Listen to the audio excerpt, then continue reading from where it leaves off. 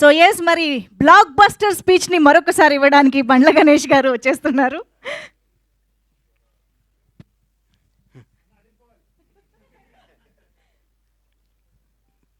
మొదటగా మీ జీవితాలు ఎలా ఉన్నా మీరు అతి సామాన్యమైన జీవితం గడుపుతూ కూడా మీ భార్య బిడ్డల కంటే సినిమా రంగాన్నే మక్కువ చేసుకొని సినిమా రంగమే మా అందరికీ వారధై సారథై మాలో ఎవరికి టాలెంట్ ఉన్నా దాన్ని జనానికి తెలియజేయడానికి కృషి చేస్తూ అహర్నిశలో పనిచేస్తున్న నా పాత్రికేయ మిత్రులందరికీ పాదాభివందనాలు. మీరు చేసే కళామ తల్లి సేవలో మీరు చేసే కష్టంలో మీరు ఫలితం పొంది చాలా తక్కువ, మీరు అనుభవిస్తుంది చాలా తక్కువ. మీ ద్వారా మీరు రాసిన మీ చేతి ద్వారా మీరు రాసి మీ పెన్ను ద్వారా కొన్ని జీవితాలు కొన్ని అద్భుతమైన స్థాయిలోకి తీసుకొచ్చిన మీ అందరికీ మీ రుణం తీర్చుకోలేంది. మీ అందరినీ ప్రతి ఒక్క తెలుగు ఇండస్ట్రీలో ఉన్న ప్రతి ఒక్క టెక్నీషియన్ కానీ ఆర్టిస్ట్ కానీ ప్రతి ఒక్క నిర్మాత కానీ మిమ్మల్ని హృదయాల్లో పెట్టుకొని చూసుకోవాలి. ఎందుకంటే మిమ్మల్ని ప్రేమించడం తప్ప మీకు మేమిచ్చి కొనలేము, మీ అభిమానాన్ని మేము పొందలేము, మీ ఆశీస్సులు తప్ప. మీ అందరికీ ఫస్ట్ ఉదయపూర్వక ధన్యవాదాలు తెలియజేస్తున్నాను. ఎందుకంటే దాదాపు 7 సంవత్సరాల తర్వాత సినిమా రంగం మీడియా ద్వారా రావడం జరిగింది. మీడియా రంగంలో నాకు ఎంతో సన్నిహితులు. నేను 32 ఏళ్ల కిందట వినాయకరావు గారు నాకు ఫస్ట్ ఇండస్ట్రీకి వచ్చిన పరిచయం. వినాయకరావు గారు, బాలరెడ్డి గారు, బిఏ రాజు గారు, మోహన్ కోటెడ్డి గారు, జగన్ గారు, ఎందరో, మన భాస్కర్ భట్ల నా స్నేహితుడు, గంగాధర శాస్త్రి గారు, అన్నీ రవి, రకరకాల మంది, ఎంతోమంది ప్రవాహం పడుతూ ఉన్నారు, కొత్త వాళ్ళు వస్తున్నారు. కానీ మీకు అందే తక్కువ, మీరు పడే కష్టం ఎక్కువ. మీ విలువ తీర్చుకోలేంది, మీరు చేసే శ్రమకి వెలకట్టలేంది. మీ అందరికీ హృదయపూర్వక ధన్యవాదాలు. గబ్బర్ సింగ్. నా తల్లిదండ్రులు నాకు జన్మనిస్తే పవర్ స్టార్ పవన్ కళ్యాణ్ ఆయన నాకు బతుకునిచ్చాడు. పవన్ కళ్యాణ్ గారి గురించి ఎంత చెప్పుకున్నా నేను తక్కువే. నేను ఆర్థికంగా ఎంత స్థాయికి వెళ్ళినా కానీ పవన్ కళ్యాణ్ లేకపోతే నాకు ఈ క్రేజు ఈ పేరు ఉండేది కాదు. మామూలుగా చిన్న చిన్న వేషాలు వేస్తూ ఉండి అప్పటికి కూడా ఏ రోజు కూడా బండ్ల గణేష్కి క్యారెక్టర్ కావాలి, ఈ క్యారెక్టర్ బండ్ల గణేష్ అనే స్థాయికి నా జీవితంలో రావటం జరగలేదు. వేషాలు వేయటం జరుగుతూ ఉండేది, రకరకాలు ఉండేది. ఒకనొక టైంలో అప్పుడు అసిస్టెంట్గా ఉన్న మా blockbuster director Harish Shankar గారు కూడా నాకు ఒక చింతకాయల రవి అనే సినిమాలో నన్ను రికమెండ్ చేసి అమెరికా పంపించారు అప్పట్లో. అప్పటి నుంచి మా సన్నిహిత సంబంధాలు మాకుండేవి.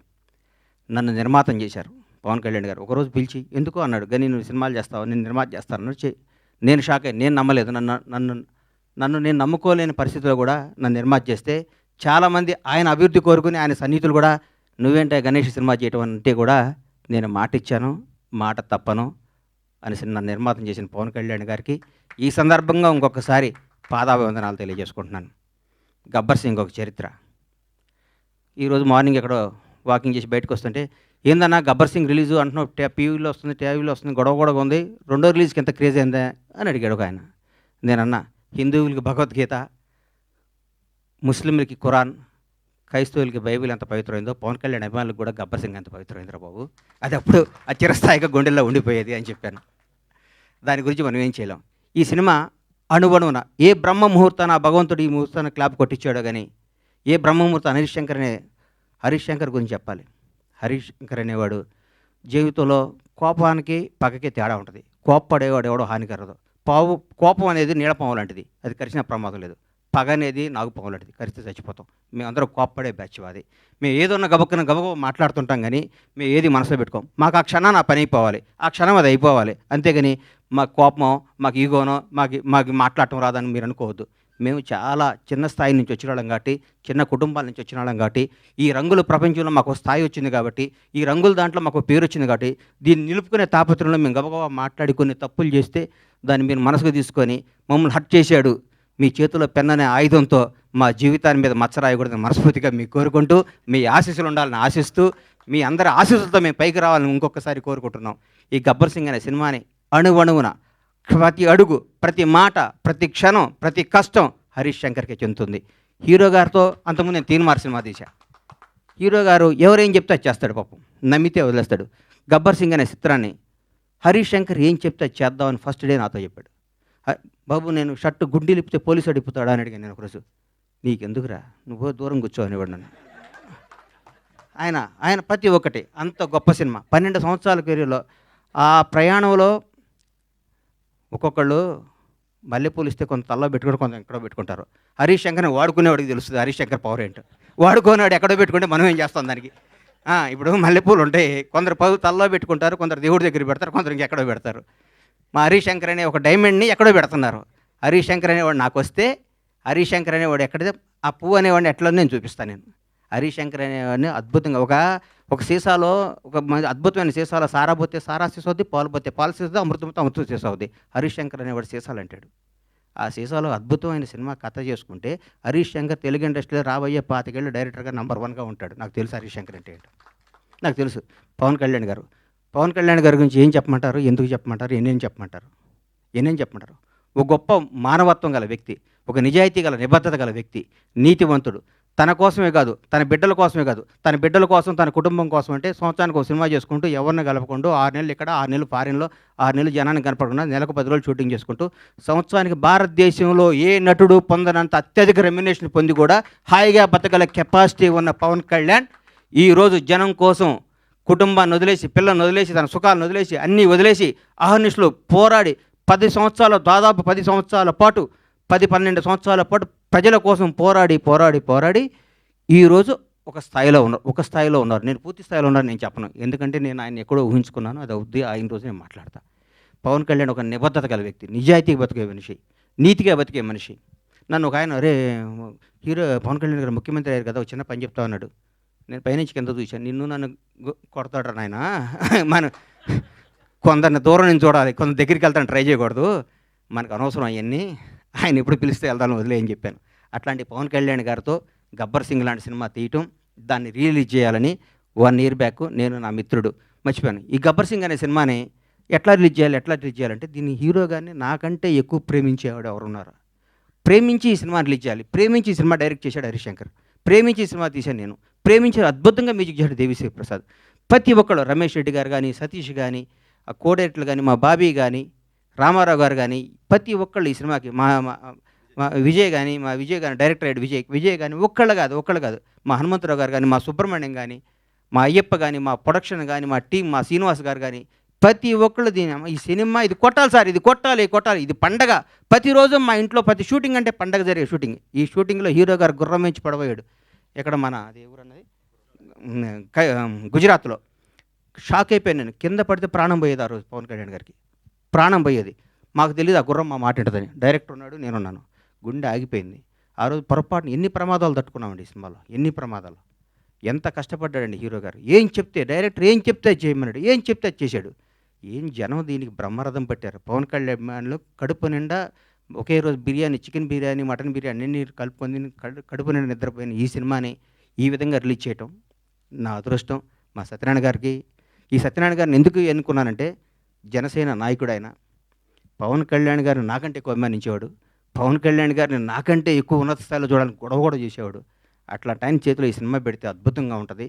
ఈ సినిమాని ప్రతి ఒక్కరూ ఈరోజు రిలీజ్ అయిందనే విధంగా చూసే విధంగా ఈరోజు ఇంత క్రేజ్ రావటం అంటే, గబ్బర్ సింగ్ రిలీజ్ అప్పుడు ఎన్ని ఫోన్లు వచ్చినా అన్ని ఫోన్లు వస్తాయి, నాకు టికెట్లు అని. నేను థియేటర్లకు ఫోన్ చేసిన టికెట్లు, సార్ ఇది సెకండ్ రిలీజ్ అని మేము ఆల్రెడీ అన్ని పెట్టేస్తే మొత్తం అయిపోయినాయి సార్, మాకే టికెట్లు లేవంటున్నారు వాళ్ళు. నేనేం చెప్పాలి, నాకు అర్థం కావట్లేదు. థియేటర్లు పెంచుతున్నాం, అద్భుతంగా చేస్తున్నాం.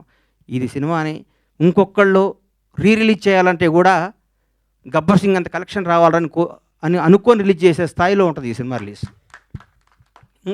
ఏ సినిమా రిలీజ్ గబ్బర్ సింగ్లా కలెక్ట్ చేస్తుందండి అని ఏ సినిమా అయినా ఈరోజు తెలుగు సినిమా రంగం, భారతదేశంలో తెలుగు సినిమా రంగం వైపు చూస్తున్నారు.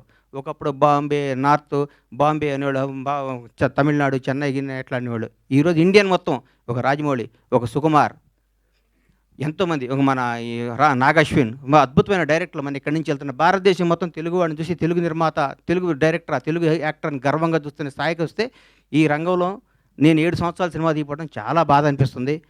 నేను తప్పు చేశాను, నన్ను క్షమించాలి. నేను సినిమాలు తీస్తా, నేను సినిమాల్లోనే పుట్టాను, సినిమాల్లోనే ఉంటాను. సినిమానే నా వ్యాపకం, సినిమానే నా జీవితం, సినిమానే నా ఆశ. బ్లాక్ బాస్టర్ల సినిమాలు తీస్తా, బ్లాక్ బాస్టర్స్.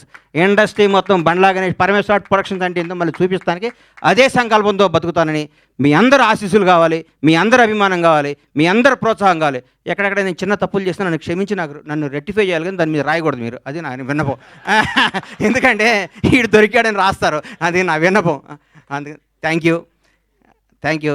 ఈ సినిమాను ఆదరించి మళ్ళీ పెద్ద ఈ సినిమాకు వచ్చే కలెక్షన్స్ బిత్తరపోయే విధంగా ఉండాలని మనస్ఫూర్తిగా కోరుకుంటూ, ముఖ్యంగా పవర్ స్టార్ అభిమానులకి మనందరికీ నేను చెప్తున్నా, ఇంతకుముందు పవర్ స్టార్ పవన్ కళ్యాణ్ గారు మనం ఏం చేసినా పవన్ కళ్యాణ్ అభిమాని ఎగిరినా ఒక న్యూసే, తగ్గిన న్యూసే.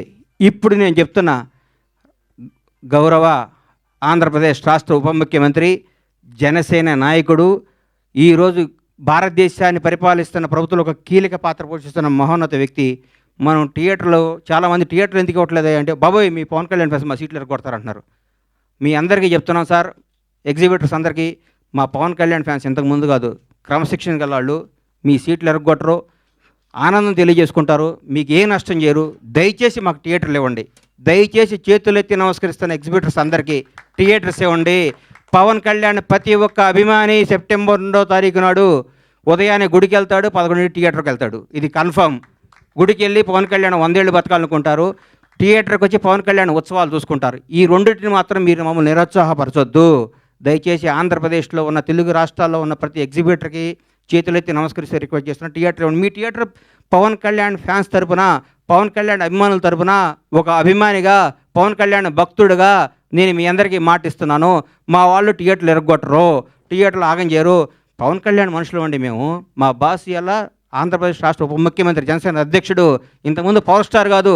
మేము మా దేవుడి కోసం మీకు ఏ హాని తలపెట్టాం, మేము అభిమానించుకుంటాం. ఈ గబ్బర్ సింగ్ సినిమా తీస్తే మాకు దైవ దర్శనం జరిగినట్టు కాబట్టి మా దైవ దర్శనానికి మీరు ఆటంకం కలిగించొద్దని రిక్వెస్ట్ చేస్తున్నాం. ఈరోజు ప్రతి ఒక్క కార్యకర్త, తెలుగుదేశం లేదు, బీజేపీ లేదు, ఆంధ్రప్రదేశ్లో ఉన్న జనసేన ప్రతి ఒక్కళ్ళ రోజు థియేటర్లో ఉంటా ఉంటున్నారు. మీరు థియేటర్లు ఇకపోతే ఎట్లా సార్? ఇవ్వండి, దయచేసి ఇవ్వండి, మమ్మల్ని ఎంకరేజ్ చేయండి. Thank you. Super sir, thank you so much. డెఫినెట్గా ఇప్పుడు అభిమానులందరూ కేవలం పవర్ స్టార్ పవన్ కళ్యాణ్ గారి ఫ్యాన్స్ మాత్రమే కాదు, deputy chief minister of Andhra Pradesh Pawan Kalyan గారి అభిమానులు కాబట్టి డెఫినెట్గా చాలా బాధ్యత గల అభిమానులుగా థియేటర్స్లో పండగ చేసుకుంటారని ఆశిస్తూ thank you so much. And definitely fans అందరి తరపు నుంచి కూడా ఎగ్జిబిటర్స్కి రిక్వెస్ట్ అనమాట. సో థియేటర్స్ ఇవ్వండి, థియేటర్స్ని చక్కగా జాగ్రత్తగా చూసుకునే బాధ్యత అభిమానులది. Thank you. సో ఎస్, మరి గబ్బర్ సింగ్ సెప్టెంబర్ 2న రీ రిలీజ్ సందర్భంగా మీడియాతో ఇంటరాక్షన్.